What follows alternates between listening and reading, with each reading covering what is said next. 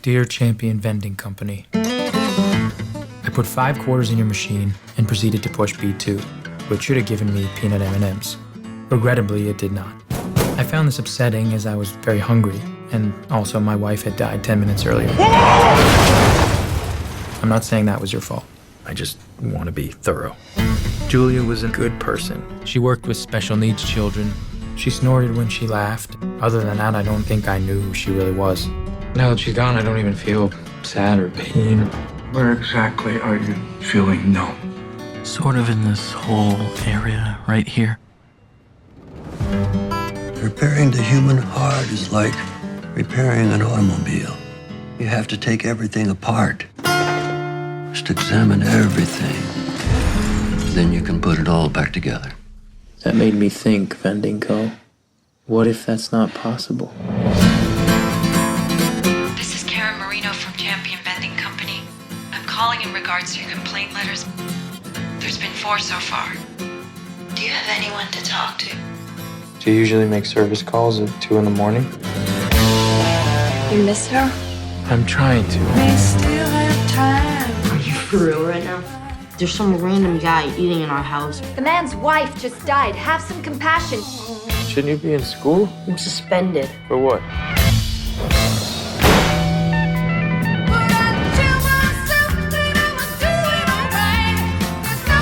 Did you take apart the washroom stall? That was my work, yes. Why? That's a little harder to answer. What are we doing again? We're taking apart my marriage.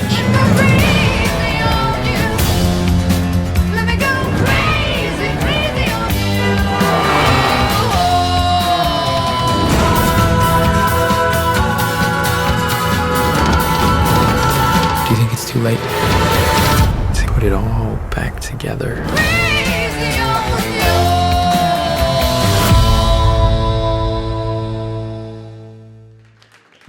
Thanks so much for being here. It's a pleasure to have you. I loved this film. I got to see it a couple weeks ago. I got to talk to you about it at South by with Jean-Marc Vallée, the director, and I really, really like this film. What I love about it, I was telling you in the green room before I skedaddled out of there as fast as possible, is that a lot of it feels like some of it was found while you guys were finding each other as actors and as friends on set and really working together and really playing. And I'm wondering how much of that is true, like you and Judah and Naomi. It seems like a lot of these really great moments were sort of found with you guys playing with each other on set and working together, improvising even. Yeah, well, in the spirit of compassion, I feel like I would be remiss if I didn't acknowledge all the people in Brussels today who are victims of the horrific bombing that happened there. We're all having fun here, and Brussels today, yeah. Yeah, we're all having fun here now and talking about a movie we deeply love, but at the same time, it's important that we express our support. So I just wanted to say that first and foremost before we get into everything. Absolutely.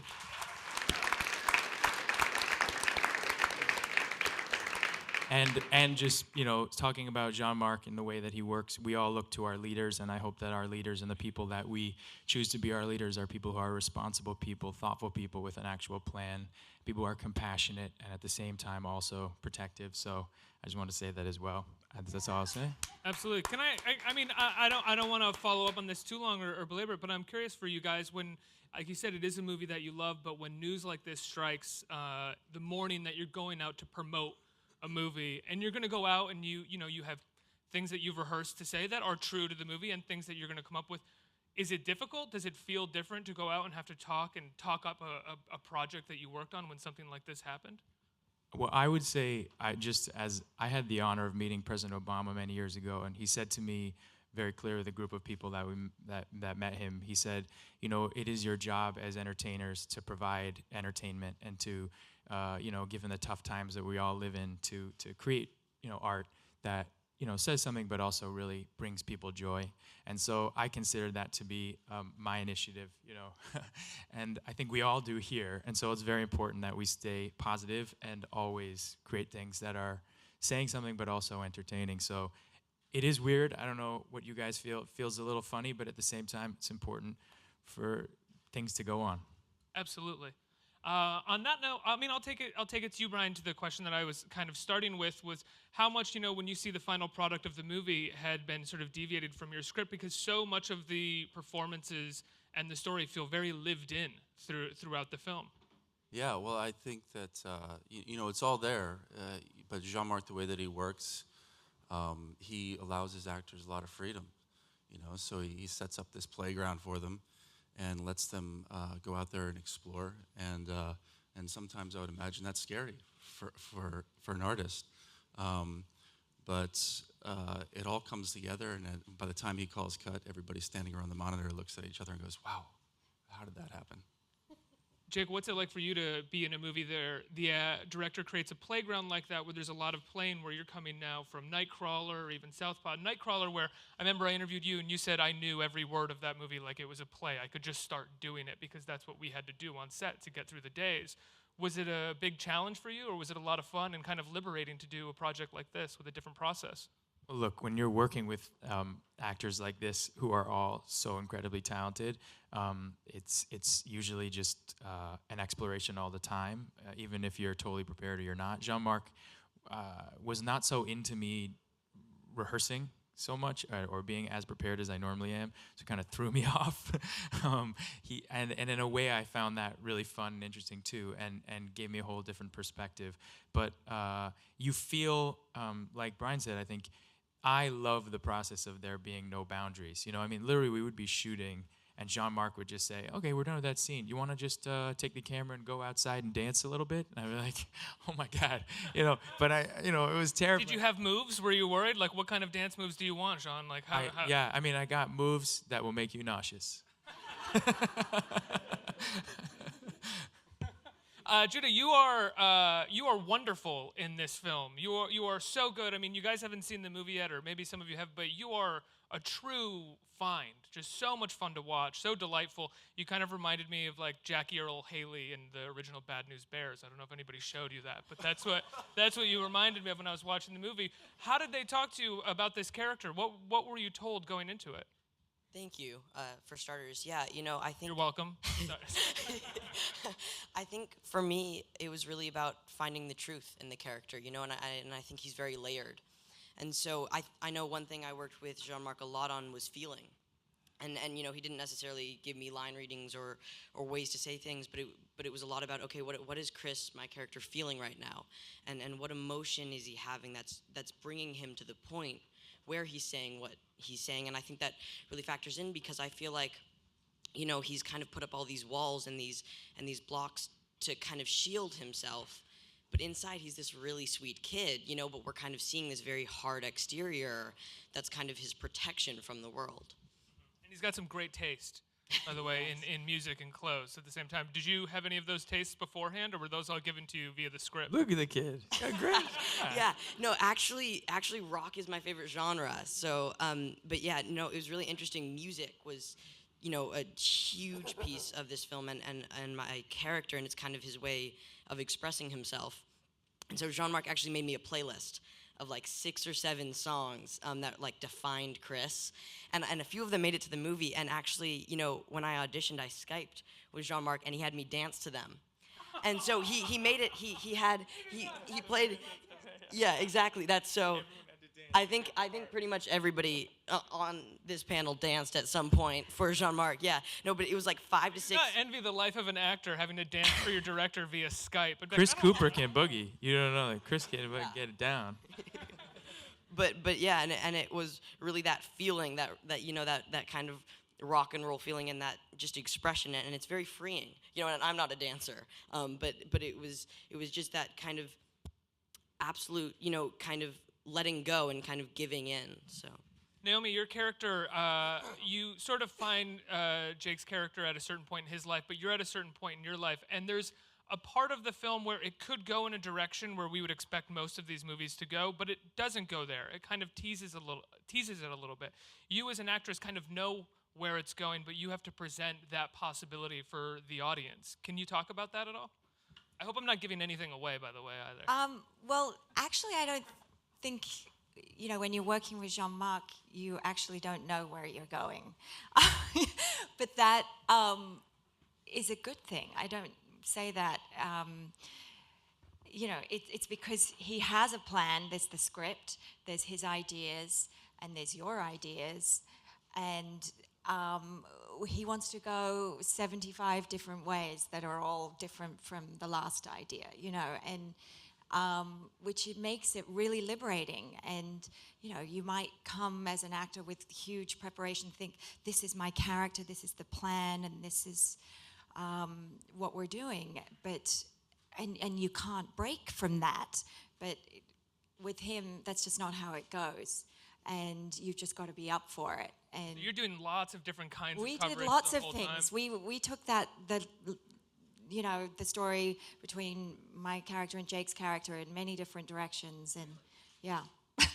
One of those But I'm not saying anything else. Of course. Is it one of those things where you're working with Jean, and like, do you ever worry when you're with a director who's going in so many directions that maybe they don't, like another director might not have control of the story? Sometimes you might worry about that, but Jean-Marc is always about the truth. Even if the vision is going to be sort of defined later, his vision is always pure and always truthful. So you can do that. And life is messy. We're not always moving in one direction. So, you know, 1 minute it's incredibly painful, and the next minute it's really poetic, and, you know, us running down the beach.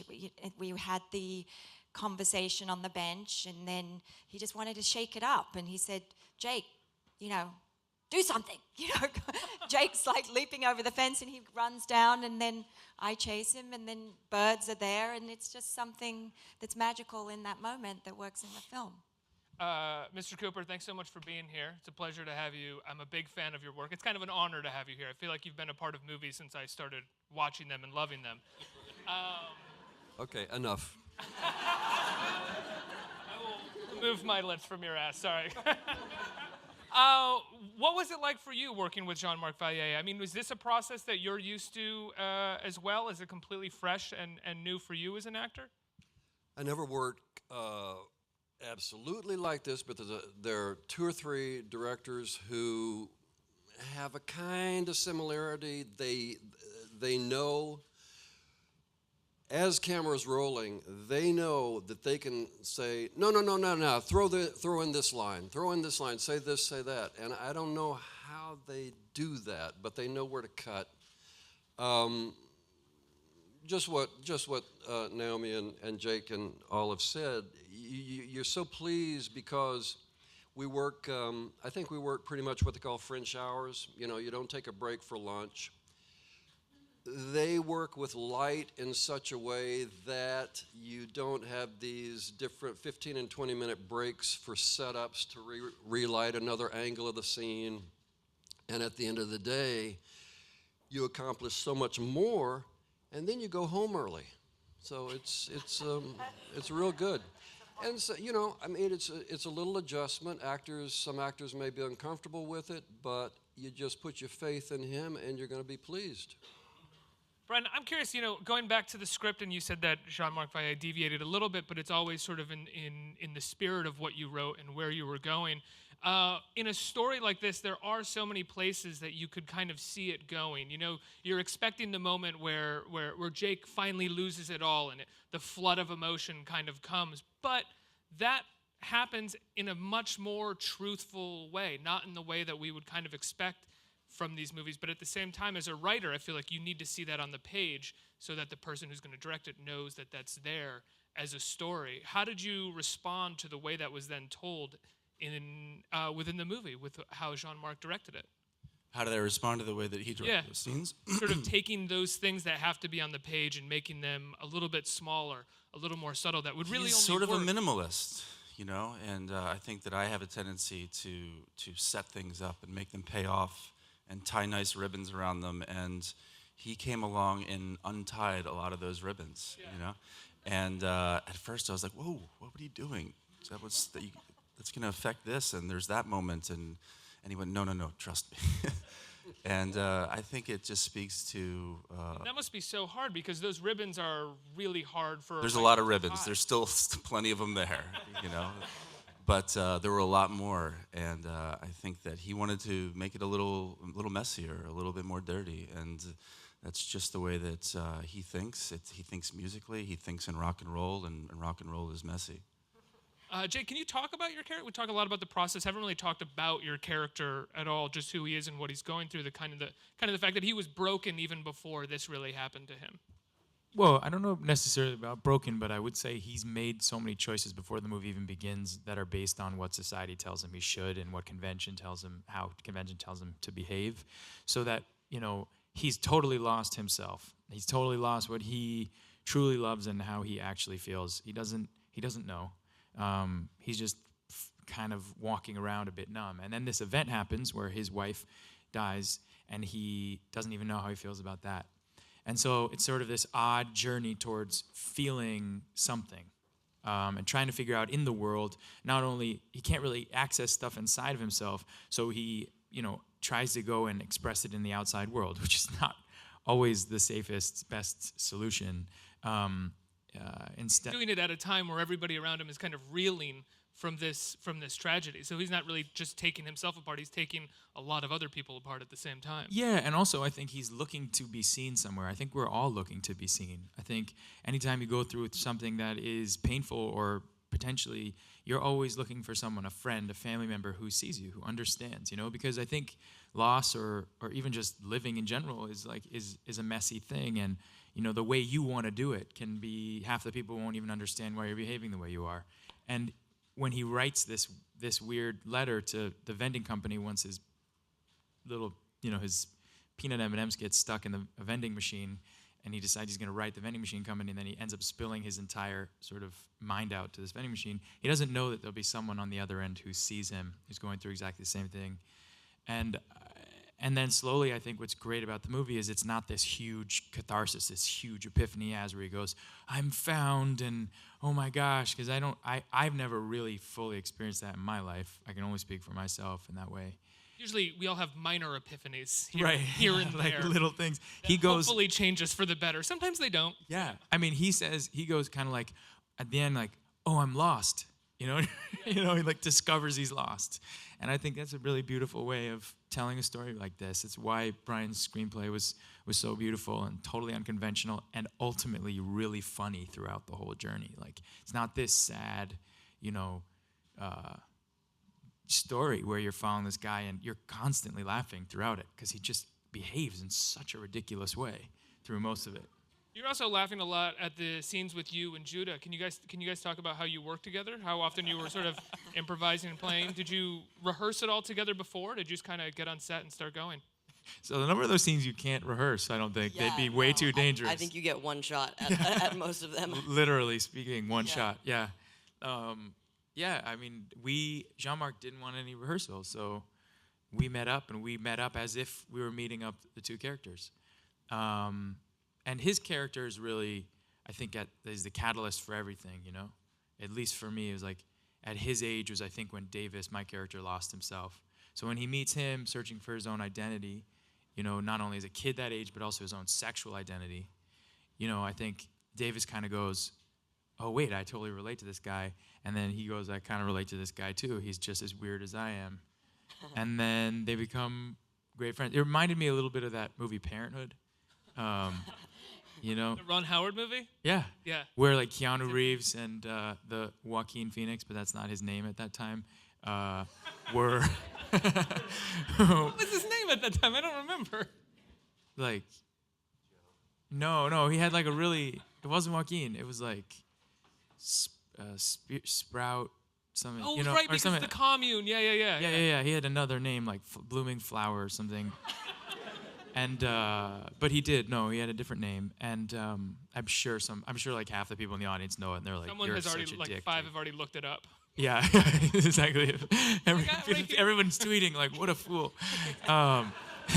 They're like, think about your name, you. Anyway, but anyway. You're offended that you insulted. Yeah. By the way, I mean he's the best, so I should be more respectful. But the headline: Jake Gyllenhaal takes down Joaquin Phoenix's old name. The internet blew. Yeah. Jake Gyllenhaal has a stupid name. But yeah, so I mean, that reminded me of that relationship because there's really love where they kind of open each other up in a way, and it's one of my favorite scenes that Brian wrote in the whole screenplay is when Judah's character Chris says to Davis, he asks him if he thinks he's gay, And it's just such a funny, loving, non-judgmental scene that makes me laugh all the time and really moves me, particularly because it's without judgment, the conversation. And I just love that scene. Yeah. It's such a, oh, sorry, go ahead, Judah. And I think we're both oddballs, which is what's interesting about it. And we're both very confused. So it's almost like when we come together, we kind of form this dynamic duo in a way, and kind of help each other find each other, you know?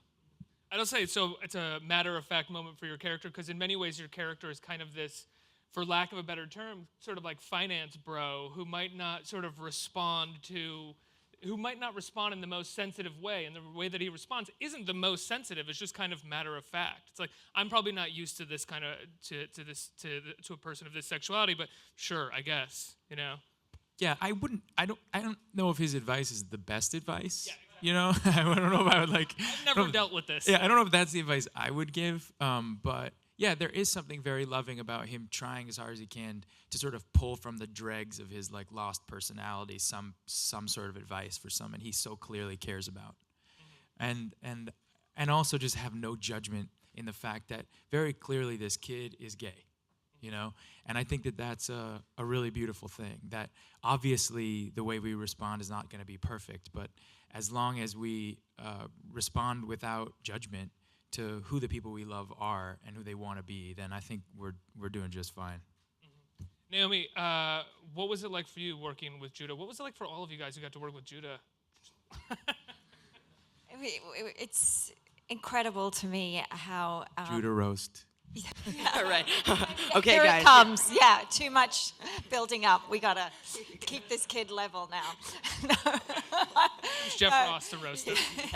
He is doing so great. I don't know what you've done since, but I'm sure a lot. So yeah, you said you were already in another movie, right? Yeah. But discovering his talent and his commitment to what was going on and going with Jean-Marc's style, his process, you do have to trust to do that. I mean, it must sort of help you so much as an actress to be able to get on set and see the person who's playing your kid embody something so much. I feel like so often you would have a child actor who's a child actor and has a stage mom, and you have to sort of really push as much as you can for some kind of believability or craft to work with them. Exactly right. And it's always who the family is as well, and he comes from a fantastic family and really grounded people, and he's committed to the work and was really open to Jean-Marc's style of working with us, and I mean I think Jake had more stuff with him, but just our scenes together, they couldn't have gone better. I was wildly impressed. You also got to remember that he's doing scenes with these actors here, and I mean, would that make you nervous? It would make me nervous, but I'm nervous right now. I'm nervous too. But I mean, to say he held his own is, I mean, he held his own, and he also shined in a lot of those moments, Chris, one of the things that I like about your character is I feel like, again, so often in a movie like this, your character would be eventually the villain. He'd be the thing that gets in the way of something, and he's actually the one, in many ways, who's trying to help as much as he can, but there's a limit to how much he can help, right? Yeah, Phil is extremely patient in the beginning. He is trying to work with his son-in-law because the way he's behaving gets more bizarre and more bizarre and more bizarre until there comes a point where he brings this woman into my home at a really sincere time when I'm developing a scholarship for my daughter and so forth, and it gets enraging. It strikes. Polly Draper played my wife Margot, and I think for the two of us, it was the self-indulgence just reached a peak. There was a scene where everything comes to a head, but it was a very slow build. What I like about when everything comes to a head in that scene is that there are things said to him that your character may or may not mean. It might have just been it coming to a head. Most of the time in a movie I find that they would come to a head and everything would sort of dissolve after that. But this is much more true to life, where when things come to a head, people say shitty things. But then they kind of have to come back because people are family or they are friends and you do essentially care about them. I think we have some time for audience questions. Anyone have any questions out there? Good morning, everyone. Is this about Joaquin Phoenix's early name? Or? No, it's not. Don't worry. I think it was Leaf. I think you're right. I think you're right. Respect, you see? Just takes me a little bit of time. You know, I'm an actor. This is a question for any of you who may be up to answering it, but how often does what you learn from working on different films end up shaping your own perceptions and biases? For example, on topics such as relationships and loss. I mean, I have two schools of thinking about it. I mean, I think that the development and preparation and research into a character can breed tremendous empathy, you know? And I think that that's one of the most beautiful things about being an actor and being a performer in general is that you have to look out into the world. You have to set aside your own judgment in order to look at the person that you're playing. And that's great. I also think at the same time, it's such an absurd profession. You know, there are moments where you take yourself so seriously because you believe so deeply in what you're saying or what character you're playing, and you go, this should be fun, you know? And so they're both sides, but I don't know what you guys feel, but I feel like every film I've had the opportunity to do has always been a lesson of some kind, and I've always walked back into the world, looking at the world in a different way, and that's the goal, at least personally for me. Nodding in agreement, yeah. Yeah, I was thinking that there are two sides to it too. I often say that some of these jobs that come my way, it's like going back to school. You need to educate yourself. You need to do the research that may be required of a certain character. And then the other side is, with your own life experience, what you can bring to a character. I think they're two very different things. Next question. Hi. Thank you guys for being here. And my question is, was acting something you wanted to do from the beginning? Oh, I'm interested in what other people say. I want to hear you. Chris? For me, yeah, I mean, I knew where I was headed, and I got serious about it when I was about 15. And not to make too long a story, I mean, I did it in order to escape my friends who were getting into a lot of petty crime, and I wasn't very cool with that at all. So I found a way in the evenings to, you know, do something a little more constructive at a theater. And I did everything but acting. I built sets, I designed sets, I hung lights, I ran a light board, I stage managed, I was in the wings as moving sets during a production with other actors, and then I got serious about it at university, and my junior and senior years stayed there for the summer stock, and then I was headed here, man, because I know all the actors before me who I greatly respected started out in theater. So I did about 15 years of theater before I ever did any film work. I didn't do a film job until I was about 35. And I realized that there are a lot, you know, I think of contemporaries who started rather late, Morgan Freeman, Billy Bob Thornton, you know, there's a lot of them. So pretty early I knew where I was headed. Chris, you don't mind me asking, what was your first big film?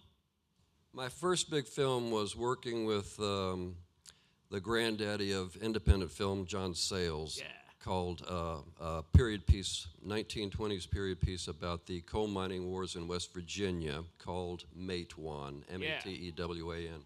If you haven't seen that movie, go see it. Yeah. I mean, it's go rent amazing. it. Naomi, do you want to answer that question?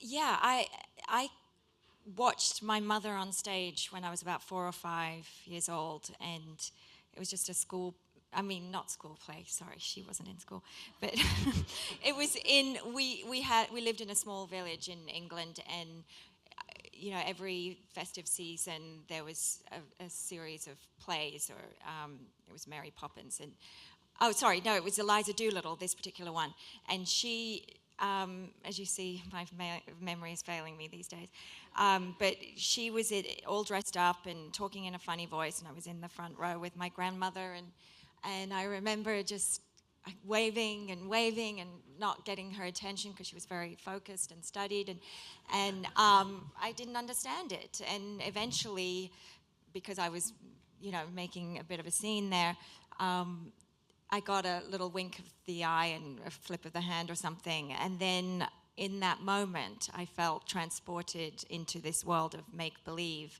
and I understood it, and I said to myself, that is what I wanted to do at that moment.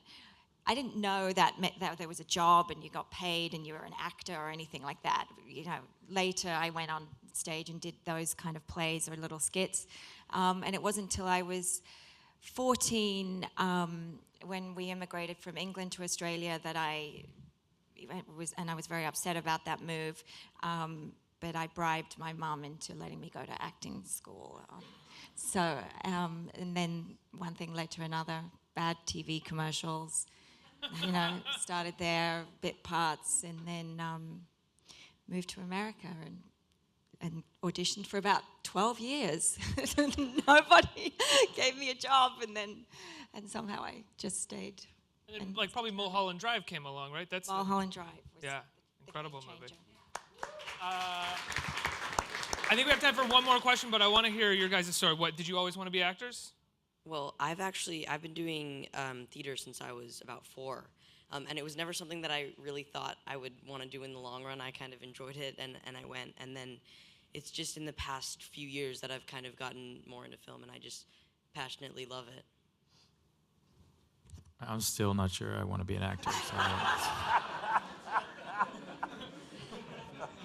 Might be a criminal. That's great. We were running short on time. Thank you. Yeah. Hi, guys. Thank you for being here. My question's for Jake. I saw you in Little Shop of Horrors over the summer, and I thought you were absolutely phenomenal. I was just wondering if you have any more future plans to do musical theater.